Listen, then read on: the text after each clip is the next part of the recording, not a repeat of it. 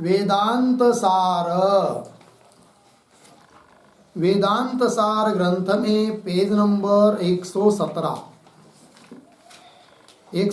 पर संस्कृत पंक्तियां लिखिए। उसके ऊपर शीर्षक दिया है तत्त्वम पदार्थ शोधनम।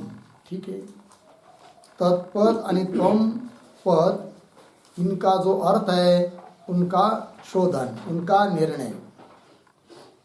तो देखिए, आभ्याम अध्यारोप अपवादाभ्याम तत्वम पदार्थ शोधनम अपि सिद्धम भवति। ठीक है, तो अभी तक अध्यारोप और अपवाद बताया। पहले अध्यारोप बताया कि परमात्मा के ऊपर वस्तुनि अवस्तु का कथन, इसको कहते आरोप या अध्यारोप। ठीक है, तो वस्तु परमात्मा तत्व ब्रह्म, उसके ऊपर भूत भौतिक समस्त प्रपंच, इसका कैसा आरोप होता है, अध्यारोप होता है, उस बात को बताया। फिर उसका अपवाद क्या होता है, इस बात को भी बताया। तो अध्यारोप और अपवाद बताने से और एक वस्तु की चीज की सिद्धि हो जाती है, सिद्धांत की सिद्धि हो जाती है। वो कौन? तो तत्वम पदार्थ शोधन भी सिद्ध हो जाता है इसी से, अध्यारोप अपवाद प्रक्रिया से। वो कैसे, क्या, वो सब आ रहा है नीचे। अब ये जो पंक्ति पढ़ी मैंने, अभ्याम अध्यारोप इत्यादि, उसके पूर्व में एक वाक्य लिखते हैं अवतरण के रूप में।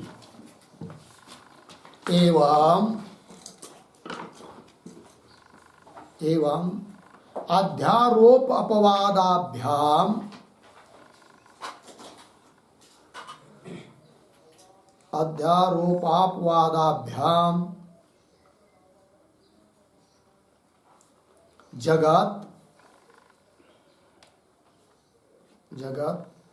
तत्कारणम ब्रह्म च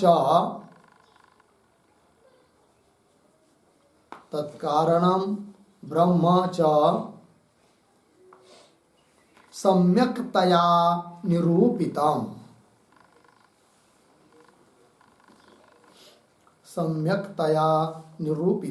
पूर्णविराम। तन्निरूपणस्य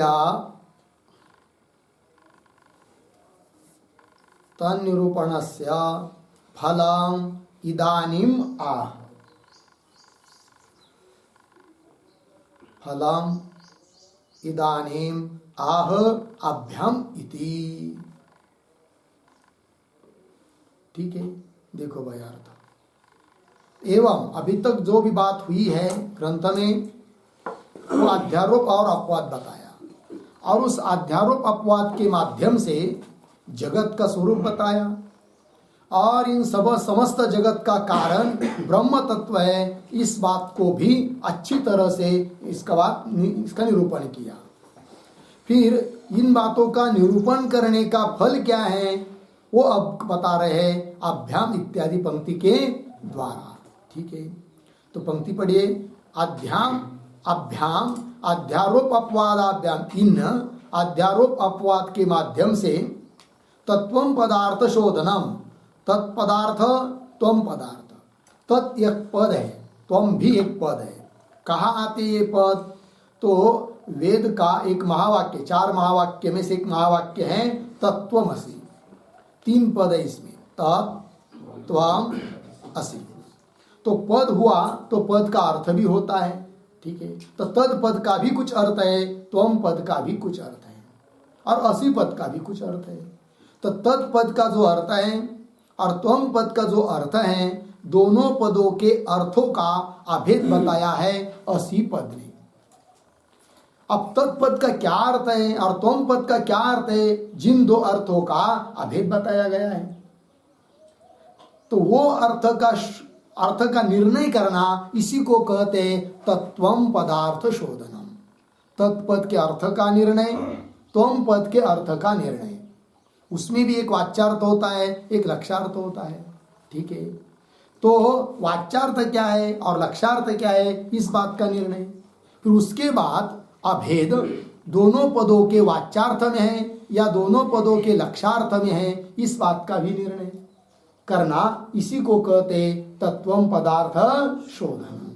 तो वह भी इस अध्यारोप अपवाद के द्वारा सिद्ध हो जाता है। इस बात को स्पष्ट कर रहे ग्रंथकार यहाँ से, तत्वम पदार्थ शोधनम अपि सिद्धम भवति, तथा ही कैसे, इस बात को कह रहे। अब तो पंक्ति को देखिए, अज्ञानादि समष्टि एतदुपहितम सर्वज्ञत्वादि विशिष्टम चैतन्यम एतद अनुपहितम च एतत्त्रयम् तप्ताय पिंडवत् एकत्वेन अवभासमानम तत्पदवाच्यार्थो भवति। ठीक है, तत्पद का वाच्यार्थ कौन है, इस बात को कह रहे हैं। तो वाच्यार्थ और लक्ष्यार्थ, ठीक है, तो शब्द होता है कि नहीं, शब्द का कुछ अर्थ होता है, तो एक होता है वाच्यार्थ, एक होता है लक्ष्यार्थ। इसका मतलब सभी पदों के इस प्रकार वाच्यार्थ लक्ष्यार्थ होते ही है, ऐसी कोई जरूरत नहीं है। वाच्यार्थ तो सभी पदों का होता है, किंतु लक्ष्यार्थ कभी कभी कुछ पदों का लेना पड़ता है। लेकिन क्या है वो वाच्यार्थ, तो शब्दों में दो प्रकार की वृत्ति होती है, एक कहते शक्ति वृत्ति और एक कहते लक्षणावृत्ति, बराबर। तो शक्ति वृत्ति के द्वारा जो अर्थ लिया जाता है उस अर्थों को कहते हैं शक्यार्थ किंवा वाच्यार्थ, और लक्षणावृत्ति के द्वारा पद का जो अर्थ लिया जाता है उसको कहते हैं लक्ष्यार्थ। ठीक, और सरल भाषा में यदि कहना हो तो पद का श्रवण होने के बाद सुनने वाले के मन में जो सबसे पहले अर्थ स्फुरित होता है वो होता है वाच्यार्थ। शक्यार्थ बोलिए उसको, वाच्यार्थ बोलिए। किंतु वाक्य में जब वाच्यार्थ बैठता नहीं है, संगति नहीं लगती है, तब उस पद का वाच्यार्थ का त्याग करके लक्ष्यार्थ लेना पड़ता है।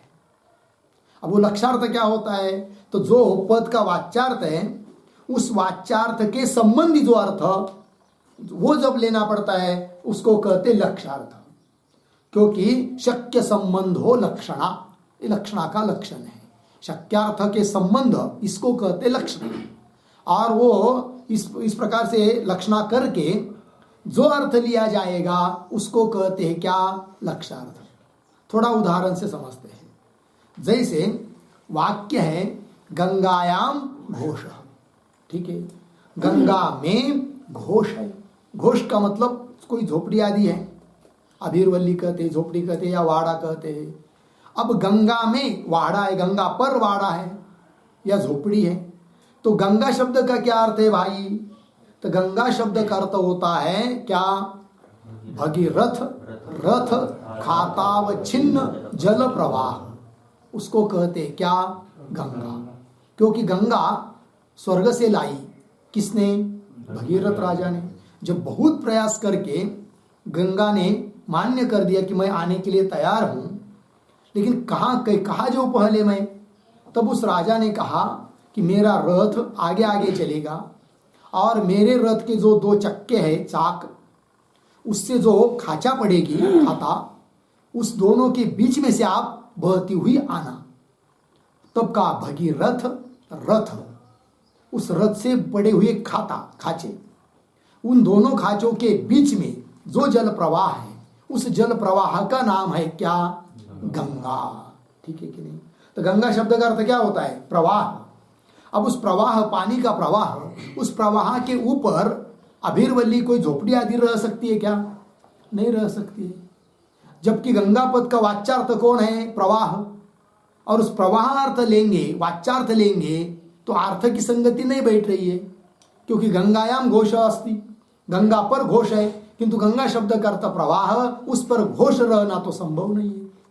किंतु वाक्य जिसने उच्चारण किया वह तो आप्त पुरुष है। आप्त मतलब यथार्थ वक्ता है, झूठ बोलने वाला नहीं है, वो झूठ कह नहीं सकता। किंतु वाच्यार्थ लग नहीं रहा है, वाक्य जुड़ नहीं रहा है, अर्थ संगति नहीं बैठ रही है, तब क्या करेंगे, तब उस वाक्य में आया हुआ पद जो गंगा, उस गंगा पद की क्या करेंगे, लक्षण क्या की जाती है, लक्षणा। ठीक है, तो लक्षणा कैसी? शक्य संबंधो लक्षणा। तो गंगा पद का शक्य अर्थ हुआ प्रवाह, और उस प्रवाह के संबंधी हुआ तीर, तट, काठ, तट, तीर जिसको बोलते हैं। ठीक है कि नहीं? तो तीर अर्थ लिया कि नहीं? अब गंगा पद का अर्थ तीर भी है, किंतु कौन सा अर्थ है वो? लक्षार्थ, क्योंकि लक्षणावृत्ति से अर्थ लिया गया। ठीक है ना? तो लक्षार्थ हुआ कौन? तीर, तब अर्थ बैठ गया। तो गंगायाम घोष, इस वाक्य का अर्थ बैठ गया अभी, क्योंकि गंगा पद का अर्थ लिया तीर, और उस तीर पर घोष है, ओल्ली है, झोपड़ी है कि नहीं? ये बात हो लग गया अर्थ। तो मतलब क्या? जब वाच्यार्थ जुड़ता नहीं है तब लेना पड़ता है क्या? लक्षार्थ। उस प्रकार श्रुति माता कह रही है तत्त्वम असि, वही तुम हो। तत् शब्द का अर्थ होता है ईश्वर, और त्वम शब्द का अर्थ होता है जीव। ठीक है, अब तत् शब्द का अर्थ ईश्वर। ईश्वर का मतलब क्या? तो ईश्वर का मतलब होता है माया, माया उपहित चैतन्य। ठीक है कि नहीं? माया उपहित चैतन्य मतलब माया अधिष्ठान चैतन्य, और उस चैतन्य का माया में पड़ा हुआ प्रतिबिंब, जिसको कहते ईश्वर। तीनों को मिलकर माया, अधिष्ठान चैतन्य, और अधिष्ठान चैतन्य का माया में पड़ा हुआ प्रतिबिंब, इसको क्या कहते हैं? ईश्वर। ठीक है, और वह ईश्वर, उसकी उपाधि शुद्ध सत्व गुण वाली होने के कारण वो कैसा ईश्वर? सर्वज्ञ है, सर्वशक्तिमान है, एक है। लग गया कौन? ईश्वर, व्यापक है। अब इधर त्वम पद का अर्थ होता है जीव। उस जीव का भी वाच्यार्थ जीव है, त्वम पद का वाच्यार्थ जीव। तो जीव का मतलब अज्ञान, व्यष्टि-अज्ञान, किंवा अंतकरण, किंवा बुद्धि। जीव की उपाधि जो भी लिया जा रही है उसको लेना पड़ेगा। तो कोई लोग वेदांत में जीव की उपाधि बुद्धि को मानते, कोई जीव की उपाधि अंतकरण को मानते, कोई लोग जीव की उपाधि व्यष्टि-अज्ञान को मानते हैं। जो भी कुछ होगा, तो व्यष्टि-अज्ञान जीव की उपाधि है, उसका अधिष्ठान चैतन्य, और उस अधिष्ठान चैतन्य का उस अज्ञान में, चाहे अंतकरण में चाहे बुद्धि में पड़ा हुआ प्रतिबिंब, जिसको कहते हैं क्या? जीव। तो वो हुआ त्वम पद का वाच्यार्थ। और जीव की उपाधि जो अज्ञान किंवा अंतकरण वो अल्प है, और शुद्ध सत्वगुण नहीं, मलिन सत्वगुण है, अतः जीव अल्पज्ञ है, अल्प शक्ति वाला है कि नहीं? अब जीव में धर्म क्या हो गए? अल्पज्ञ, अल्प शक्ति वाला, परिचिन्न, पुनः जीव अनेक हुए, और उधर ईश्वर सर्वज्ञ, सर्वशक्तिमान, व्यापक, एक, ऐसा है। अब दोनों के धर्म समान आ रहे क्या? नहीं आ रहे, विरुद्ध धर्म हो रहे। वो सर्वज्ञ है, यह अल्पज्ञ है। वो सर्वशक्तिमान है, यह अल्प शक्ति वाला है। वो व्यापक है, ये परिचिन्न है। वह ईश्वर एक है, जीव अनेक है कि नहीं? ईश्वर में कोई भेद नहीं है, स्वगत सजाति विजाति है। जीव में सभी धर्म लागू पड़ते हैं। कहने का तात्पर्य दोनों में अत्यंत विरुद्ध धर्म है, और यदि विरुद्ध धर्म है तो दोनों का अभेद कैसा होगा? जबकि तत्वमसि महावाक्य में असी पद दोनों के अर्थ का क्या कर रहा है? अभेद कर रहा है। तो कैसा अभेद होगा भाई? लग गया कि नहीं? तो मतलब क्या? जब तत्पद का वाच्यार्थ लेंगे और त्वम पद का वाच्यार्थ लेंगे तो वाक्य की संगति बैठती नहीं है। फिर क्या करना पड़ेगा? तब तत्पद का वाच्यार्थ नहीं लेंगे, शक्यार्थ, लक्षार्थ लेंगे। वाच्यार्थ मतलब शक्यार्थ, वो नहीं लेंगे। कौन लेंगे फिर? लक्षार्थ लेंगे। और त्वम पद का भी क्या करेंगे? लक्षार्थ लेंगे। तो दोनों पद का जब लक्षार्थ लेंगे तो दोनों लक्षार्थ का अभेद होने में कोई दिक्कत नहीं है, वाक्य की संगति बैठ जाती है। तो तत्पद का लक्षार्थ कौन है फिर? तो तत्पद का वाच्यार्थ तो बता दिया ईश्वर। अब उस ईश्वर के स्वरूप में से उपाधि माया है कि नहीं, और माया में पड़ा हुआ प्रतिबिंब और माया के कारण आए हुए धर्म सर्वज्ञत्वादि, उन सभी का त्याग केवल अधिष्ठान भूत चैतन्य का ग्रहण है कि नहीं। तो तत्पद का लक्षार्थ हुआ कौन? चैतन्य, अनुपहित चैतन्य जिसको कह सकते हैं। अनुपहित मतलब उपाधि रहित शुद्ध चैतन्य, ब्रह्म चैतन्य, वो हुआ लक्षार्थ। और इधर जीव का वाचक पद जो त्वम है, उस त्वम पद का वाच्यार्थ जो जीव लिया, उस जीव के स्वरूप में से उपाधि जो अज्ञान चाहे अंतःकरण, चाहे बुद्धि, उस उपाधि में पड़ा हुआ प्रतिबिंब और उपाधि के कारण जीव में आए हुए जो धर्म अल्पज्ञत्वादि, उन सभी का त्याग, और उस जीव के स्वरूप में उस जीव की उपाधि का अधिष्ठान भूत चैतन्य, जिसको कहते साक्षी अथवा कूटस्थ चैतन्य, तो वो साक्षी को लेंगे लक्षार्थ करके, लक्षणावृत्ति के द्वारा। तो त्वम पद का लक्षार्थ हुआ कौन? साक्षी। लग गया जी। तो तिधर उधर ब्रह्म, तत्पद का लक्षार्थ ब्रह्म है कि नहीं? इधर त्वम पद का लक्षार्थ कौन? साक्षी। वो ब्रह्म चैतन्य और साक्षी चैतन्य, इन दोनों का अभेद है। क्योंकि उपाधि रही, दोनों की उपाधि हटा दी। घट की उपाधि, घटाकाश की उपाधि घट, मठाकाश की उपाधि मठ, मठ का बात कर दिया, इधर घट का बात कर दिया, तो आकाश आकाश एक ही है। उसी प्रकार तत् और त्वम पद का जो लक्षार्थ है, उन लक्षार्थों में है क्या? अभेद। ठीक है ना? तो इस अभेद को समझने के लिए शोधन किया तत्पद के अर्थ का और त्वम पद के अर्थ का। तत्पद के अर्थ का और त्वम पद के अर्थ का शोधन किया, मतलब क्या? इन दोनों पदों का वाच्यार्थ क्या है और इन दोनों पदों का लक्षार्थ क्या है, इसका निर्णय किया। उसी बात को यहाँ पर ग्रंथकार बता रहे हैं। तो पंक्ति को देखिए, तथा ही अज्ञानादि समष्टि ही, मिला अर्धविराम, आगे एतद उपहितम सर्वज्ञत्वादि विशिष्टम चैतन्यम, अर्धविराम, और आगे एतद अनुपहितम च, मतलब क्या? एतद अनुपहितम चैतन्य, चैतन्य पद की अनुवृत्ति आती है। ठीक है ना जी? चैतन्य पद है ना पीछे। एतद अनुपहितम चैतन्यम च एतद त्रयम, ये तीन हो गए।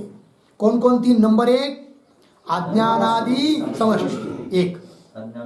हाँ, दूसरा एतद उपहितम मतलब अज्ञान उपहितम, अज्ञान रूप उपाधि में आया हुआ चैतन्य।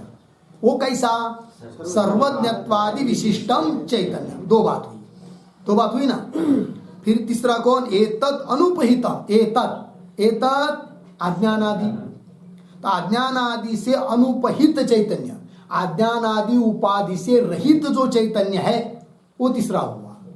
तो च एतद त्रयम, ये तीनों मिलकर, ये तीनों एक दूसरे के साथ अभिन्न करके जब प्रतीत होते हैं, तो वो तीनों मिलकर हो जाता है तद पद का वाच्यार्थ। वही कह रहे आगे, एतद त्रयम तप्ताय पिंडवत, ये दृष्टांत है।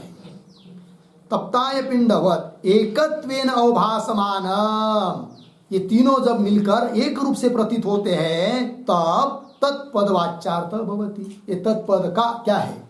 वाच्यार्थ हो जाता है। लग गया अर्थ जी? तत्पद वाच्यार्थ भवति। होगा इतना?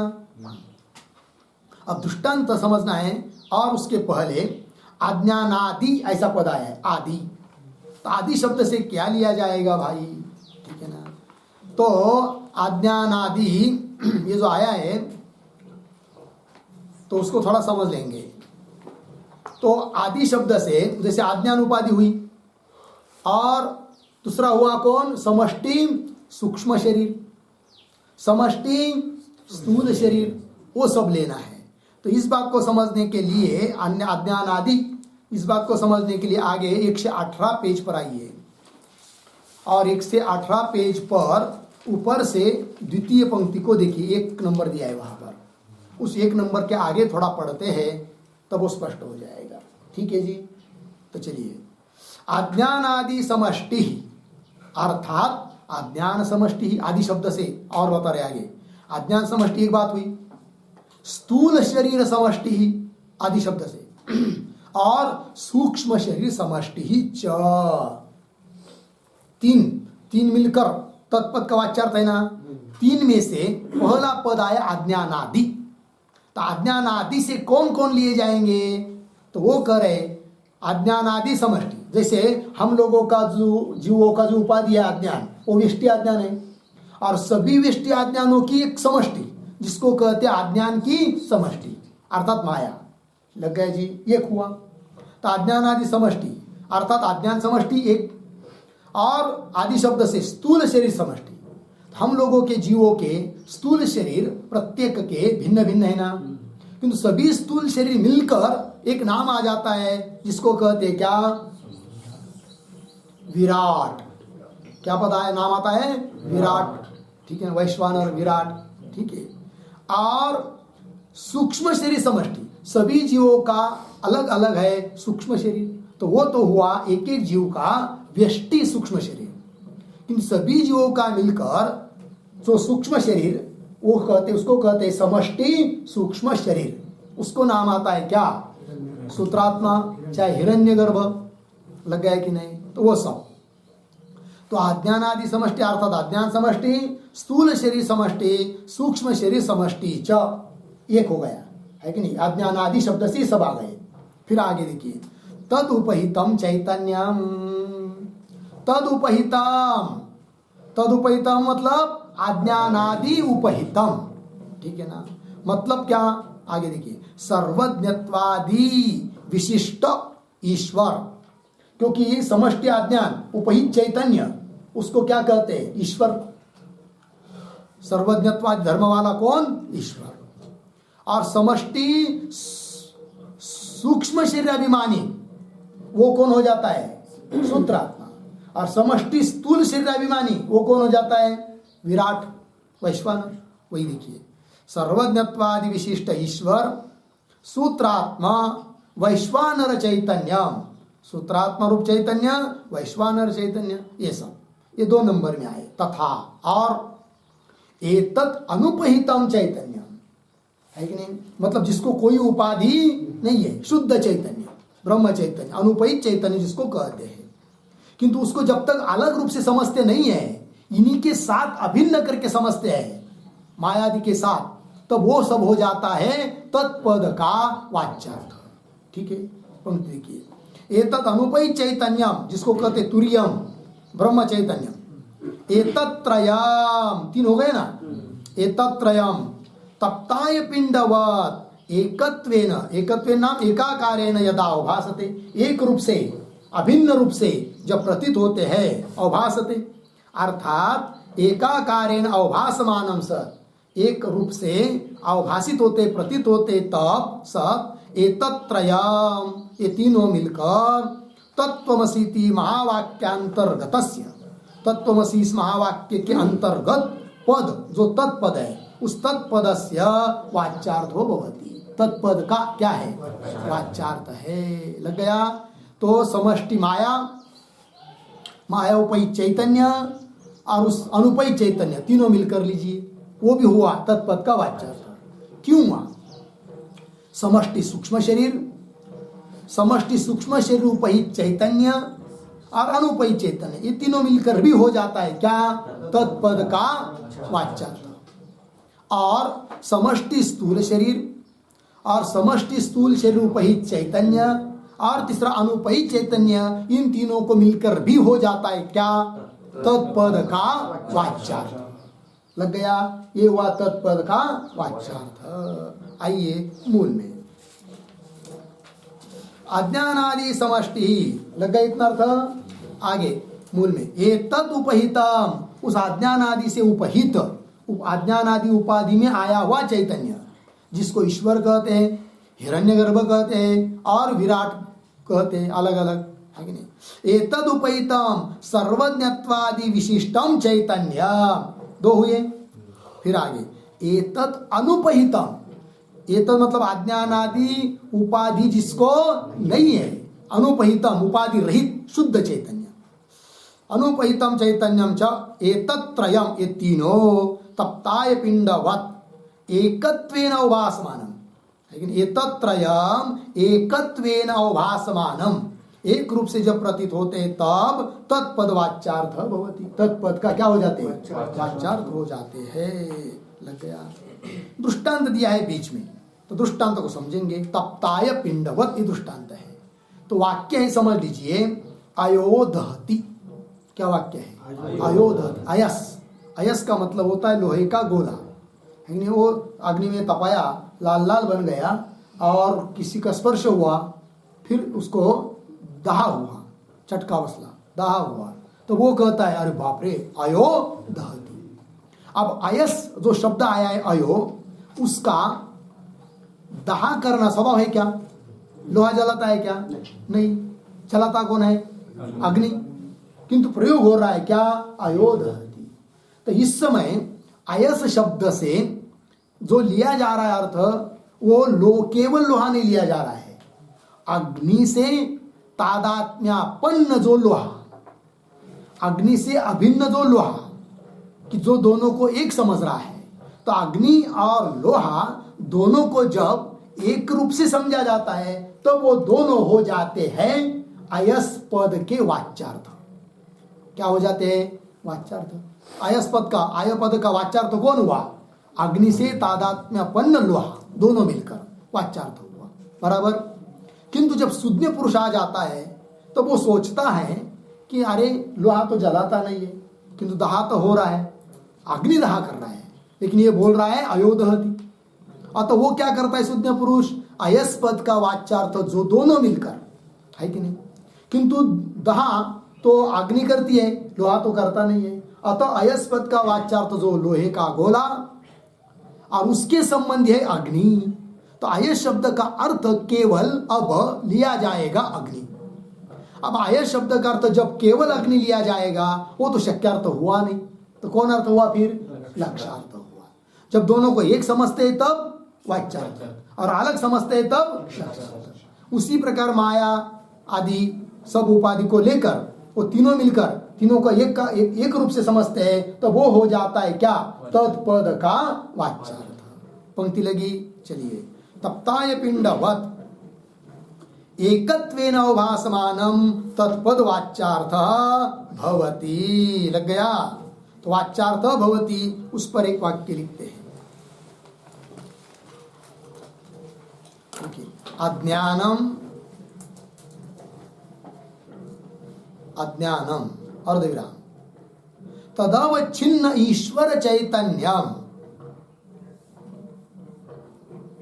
तदवच्छिन्न ईश्वर चैतन्यम अर्धविराम तद अनुपहित चैतन्यम च, तद अनुपहित चैतन्यम च एतत्त्रयम् एतत्त्रयम् तप्ताय पिंडवत्, तप्ताय पिंडवत् अन्योन्य तादात्म्याध्यासेन,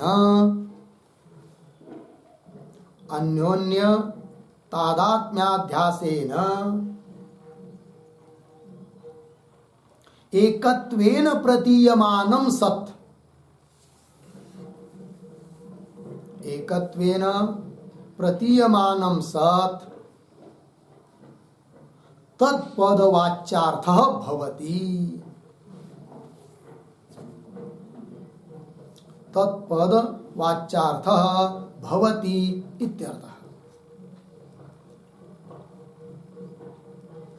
हो गया? देखिए अर्थ। अज्ञान तदवच्छिन्न, मतलब अज्ञान अवच्छिन्न ईश्वर चैतन्य, और तद अनुपहित, अज्ञान से अनुपहित चैतन्य, एतत्त्रयम्, ये तीनों। तप्ताय पिंडवत्, तपे हुए लोहे के गोले की तरह, अन्योन्य तादात्म्याध्यासेन, एक दूसरे के साथ तादात्म्याध्यास हो जाने से, अन्योन्य तादात्म्याध्यासेन एकत्वेन प्रतीयमान, एक रूप से जब प्रतीत होते हैं तब तत्पद के वाच्यार्थ होते हैं। लग गया? आगे चलिए, मूल में आइए, आगे की पंक्ति। तत् उपाधि मिला? तो ये तद उपाधि जो पंक्ति आ रही है उसके पूर्व में एक छोटा वाक्य लिखते हैं, अवतरण। तत्पद लक्षार्थम आह, तत्पद लक्षार्थम आह एतत् इति। ठीक है? मतलब अभी तक वाच्यार्थ बताया तत्पद का, अब तत्पद के लक्षार्थ को बता रहे ग्रंथकार। ठीक है? देखिए पंक्ति। एतत् उपाधि उपहित आधारभूतम अनुपहितम चैतन्यम तत्पद लक्षार्थ भवति। हो गया, तत्पद का लक्षार्थ। पंक्ति देखिए, एतद उपाधि, एतद उपाधि मतलब अभी तक बताई हुई अज्ञानादि उपाधि, उस उपाधि से उपहित है कि नहीं, एतद उपाधि उपहित, अज्ञानादि उपाधि से उपहित, उपाधि से युक्त, उपहित जो चैतन्य है वो नहीं लेना, उसका आधारभूत चैतन्य। मतलब चैतन्य में कोई वस्तुता भेद है ये बात नहीं, किंतु उपाधि को लेकर जो नाम आ जाता है ईश्वर, उसको नहीं लेना। तो फिर उसका आधारभूत चैतन्य, मतलब वो जैसे घट है और घट का आधार है भूमि, उस प्रकार वो उपाधि से युक्त ईश्वर चैतन्य, ईश्वर चैतन्य वगैरह, और उसका आधारभूत कोई अलग चैतन्य ये बात नहीं। उसी चैतन्य में, चैतन्य को जो उपाधि लगी है ना, केवल उसको उपाधि को हटाया तो शुद्ध बचा हुआ चैतन्य जो रहता है उसको कहते हैं अनुपहित चैतन्य, वही आधारभूत चैतन्य है। अर्थात केवल चैतन्य को जब लेते हैं तो वो हो जाता है तत्पद का लक्षार्थ। पंक्ति को देखिए, एतद उपाधि उपहित आधारभूतम, उस उपाधि से उपहित का जो आधारभूत, जो कि अनुपहित चैतन्य है, अनुपहितम चैतन्यम तत्पद लक्षार्थो भवति, वह तत्पद का लक्षार्थ है। ठीक है, अब यह जो तत्पद का लक्षार्थ समझने के लिए आगे चलिए पेज नंबर 118 पर। 18 पर ऊपर से 1 2 3 4 5 6 7 नंबर की पंक्ति बीच में आया है तथा, तथा के आगे देखेंगे। ठीक है, अज्ञानादि अवच्छिन्नस्य ईश्वरादि चैतन्यस्य आधारभूतम यद अनुपहित चैतन्य। मिला, अज्ञानादि अवच्छिन्न ऐसा जो ईश्वर चैतन्य, और उस ईश्वर चैतन्य का आधारभूत, मतलब ईश्वर चैतन्य नाम आने के लिए मूल कारण अधिष्ठान भूत जो चैतन्य है वो लेना, जिसको कहते हैं अनुपहित चैतन्य। ईश्वरादि चैतन्य से आधारभूतम यद अनुपहितम चैतन्यम। आगे, तत् पूर्वोक्तात् अज्ञानादि अवच्छिन्न ईश्वरादि चैतन्यात् भिन्नतया यदा अवभासते तदा तत्पदस्य लक्षार्थो भवति। साफ साफ कह दिया।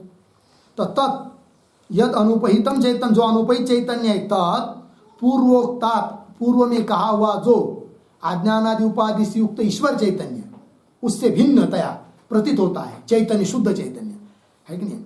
तो पूर्वोक्तात् अज्ञानादि अवच्छिन्न ईश्वर चैतन्यात् भिन्नतया, भिन्न रूप से यदा अवभासते, मतलब क्या, शुद्ध जो चैतन्य है, तुरीय चैतन्य जिसको कहते हैं, शुद्ध चैतन्य जिसको कहते हैं, अनुपहित चैतन्य जिसको कहते हैं, ब्रह्म चैतन्य जिसको कह सकते हैं, है कि नहीं, वह चैतन्य अज्ञान आदि उपाधि के साथ मिलकर जब लिया जाता है तब वाच्यार्थ, और उपाधि अज्ञान आदि उपाधि सब छोड़कर केवल शुद्ध चैतन्य जब लिया जाता है तब वही चैतन्य तत्पद का लक्षार्थ। बस इतना ही समझना है। ठीक है, तो चैतन्य भिन्नतया यदा अवभासते तदा तत्पदस्य लक्षार्थो भवति। तो हो गया, तत्पद का वाच्यार्थ समझ में आया और तत्पद का लक्षार्थ ही समझ में आ गया। अब आगे चलिए मूल में। हाँ, आगे अज्ञानादि व्यष्टि मिल गया, अज्ञानादि व्यष्टि अर्धविराम। आगे एतद उपहित अल्पज्ञत्वादि विशिष्ट चैतन्यम अर्धविराम। और आगे एतद अनुपहितम च एतत्त्रयम् तप्ताय पिंडवत् एकत्वेन अवभासमानम त्वं पद वाच्यार्थो भवति। अब त्वं पद का वाच्यार्थ क्या है, इस बात को स्पष्ट कर रहे ग्रंथकार। ये जो पंक्ति पढ़ी मैंने अज्ञान आदि, उसके पूर्व में एक छोटा वाक्य लिखी है अवतरण, त्वं पद वाच्यार्थम आह।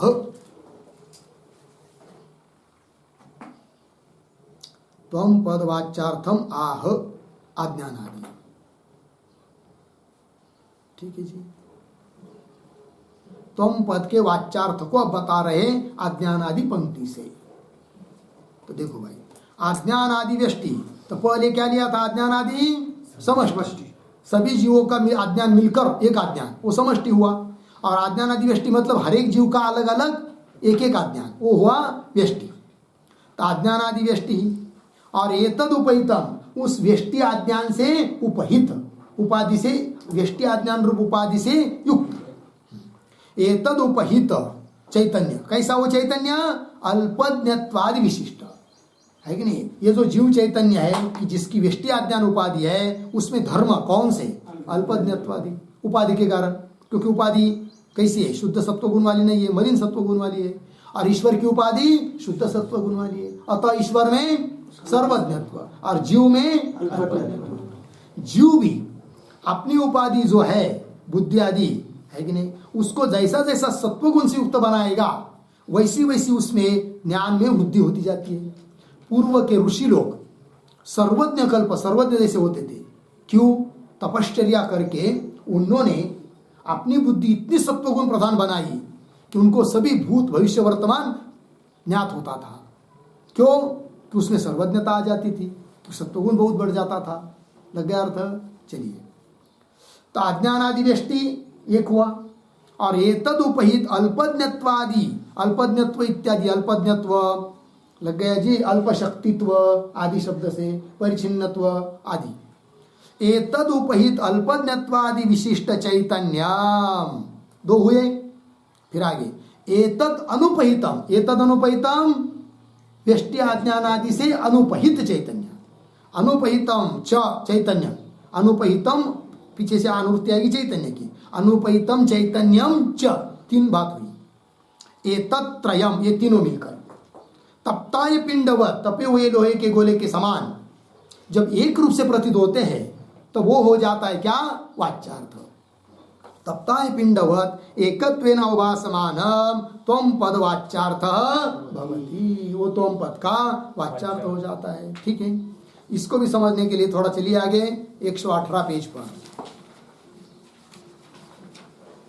ऊपर से पंक्ति 1 2 3 4 5 6 7 8 9 10 नंबर की पंक्ति को देखिए। मिला? अज्ञानादि व्यष्टि, मिला कि नहीं? अज्ञानादि व्यष्टि एक बात हुई।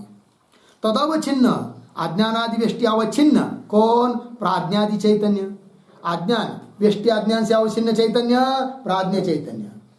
व्यष्टि सूक्ष्म शरीर अवच्छिन्न चैतन्य तेजस, और व्यष्टि स्थूल शरीर अवच्छिन्न चैतन्य विश्व तेजस प्राज्ञ, ये सब।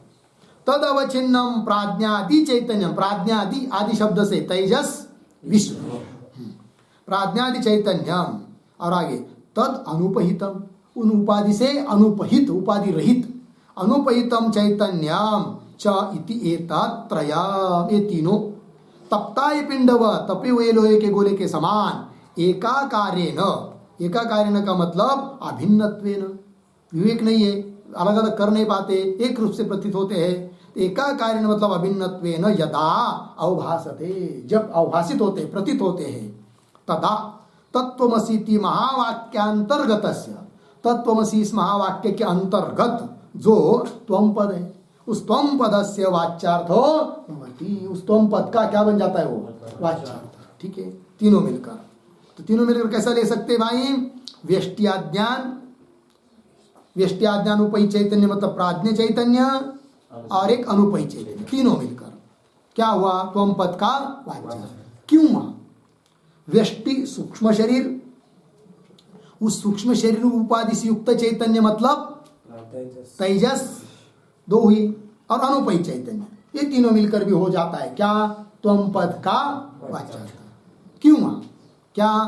व्यष्टि स्थूल शरीर, उस स्थूल शरीर उपाधि से युक्त चैतन्य जिसका नाम हो जाता है क्या? विश्व चैतन्य, दो हुई, और एक अनुपहित चैतन्य, तीनों मिलकर भी हो जाता है क्या?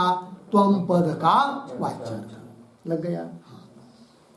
तो त्वम पदस्य वाच्यार्थो भवति, मिला? आइए मूल में, तो त्वम पद का वाच्यार्थ समझ में आ गया, ठीक है ना? तो त्वम पद वाच्यार्थ भवति, लग गया? तो त्वम पद वाच्यार्थ भवति जो मूल में आया है उस पर एक वाक्य लिखते हैं हम लोग। व्यष्टिभूतम अज्ञानम,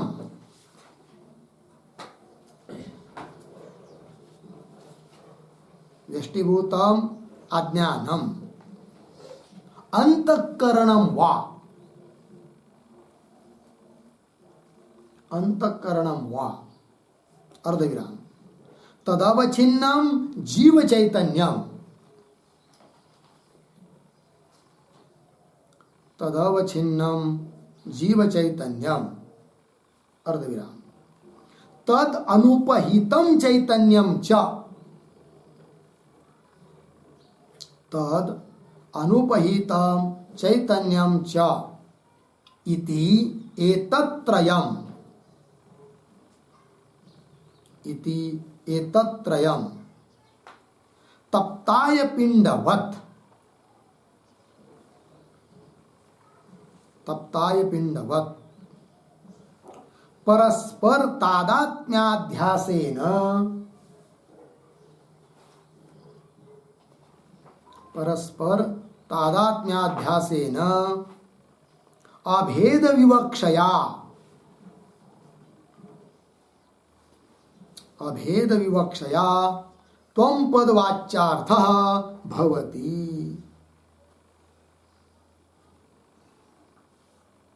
त्वं पदवाच्यार्थः भवति। हो गया? देखो भाई अर्थ, व्यष्टिभूतम अज्ञान, व्यष्टिभूत अज्ञान किंवा अंतकरण एक हुआ, तदवच्छिन्न अज्ञान किंवा व्यष्टि अज्ञान किंवा अंतकरण से अवच्छिन्न जो चैतन्य, जीव चैतन्य एक शब्द में कह सकते हैं, प्राज्ञादि नाम लीजिए चाहे, एक शब्द में जीव चैतन्य, और तद अनुपहित चैतन्य इति एतत्त्रयम्, ये तीनों तप्ताय पिंड की तरह परस्पर तादात्म्याध्यास होने के कारण अभेद की विवक्षा से, अभेद रूप से जब प्रतीत होते हैं तब वह तत्पद का, स्वत्वम पद का वाच्यार्थ हो जाता है, त्वम पद का वाच्यार्थ। ठीक है, आइए आगे, आगे की पंक्ति मूल में, एतत् उपाधि उपहित आधारभूतम अनुपहितम प्रत्यगानंदम तुरीयम चैतन्यम त्वं पद लक्षार्थो भवति। हो गया? तो ये जो पंक्ति चालू हुई ना ये तत्, उसके पूर्व में एक छोटा वाक्य अवतरण के रूप में, त्वं पद लक्षार्थम आह,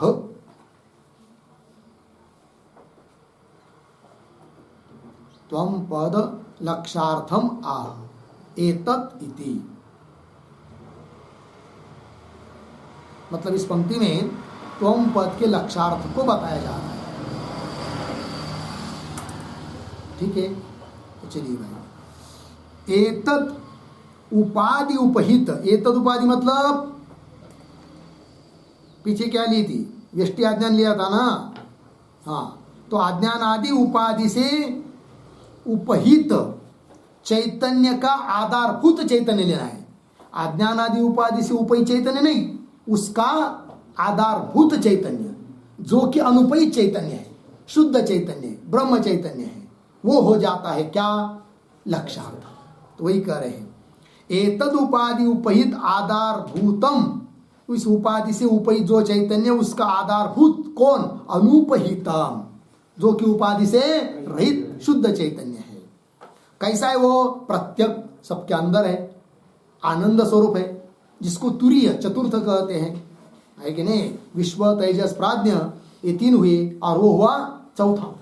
क्यों हुआ, ईश्वर हिरण्यगर्भ विराट ये तीन उपाधि के कारण, और उपाधि से रहित शुद्ध चैतन्य जो तुरीय जिसको कहते हैं, जिसको तत्पद का लक्ष्य कहते, इधर त्वम पद का लक्ष्य कहते, जो तुरीय है चतुर्थ।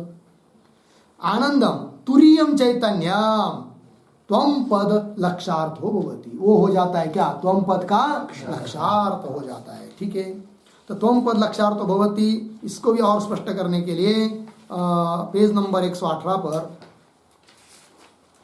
संस्कृत में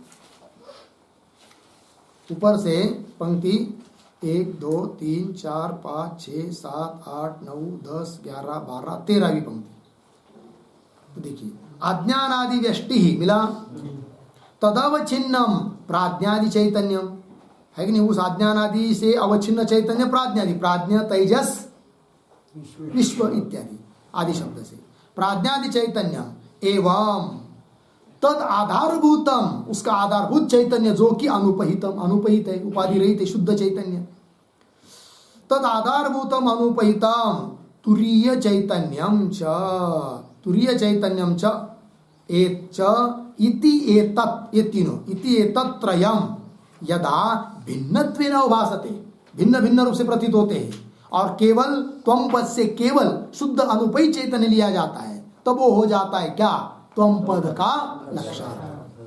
यदा भिन्नत्वेन उभासते तदा तच्चैतन्यम त्वम पदस्य लक्षार्थो भवति, वह त्वम पद का लक्षार्थ हो जाता है। लग गया जी? तो तत्पद का वाच्यार्थ क्या है, लक्षार्थ क्या है, त्वम पद का वाच्यार्थ क्या है, लक्षार्थ क्या है, इस बात का निर्णय हुआ। फिर अभेद किसमें? दोनों पदों के लक्षार्थ में अभेद होता है। यह बात आगे कही जाएगी, किंतु आगे का विचार हम लोग करते हैं। ओम पूर्णमदः पूर्णात् पूर्णमुदच्यते पूर्णस्य पूर्णमादाय पूर्णमेवावशिष्यते। ओम शांति शांति शांति।